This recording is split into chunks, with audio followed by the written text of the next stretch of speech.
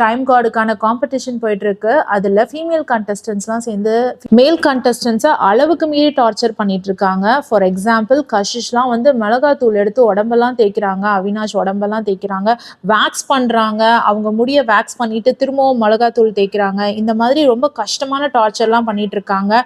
சாஹத் எப்பவும் போல விவியனை தான் டார்கெட் பண்ணிட்டு இருக்காங்க. அவரோட காஃபி பவுடரையும் ஃப்ரெஞ்ச் ப்ரெஸ்ஸையும் எடுத்துட்டு நான் இதை உடச்சிருவேன், உடனே குவிட் பண்ணிட்டு வெளியில வாங்கன்னு கூப்பிடுறாங்க. விவியன் வந்து நீ மட்டும் உடச்சனா உன்னோட ஒரு பொருள் மிச்சம் இருக்காது, எல்லாத்தையும் சேர்த்து உடச்சிருவேன் அப்படின்னு மிரட்டிக்கிட்டு இருக்காரு. கஷிஷோட டார்கெட் ஃபுல்லாவே அவினாஷ் தான். அவினாஷை வெளியில கொண்டு வரதுக்கு தான் அவங்க ட்ரை பண்ணிட்டு இருக்காங்க. நிறைய மிளகாத்தூள் எடுத்து தேய்க்கிறாங்க, வேக்ஸ் பேப்பர் வச்சு அவங்க உடம்பு ஃபுல்லா இருக்கிற முடியெல்லாம் பிச்சு எடுக்கிறாங்க.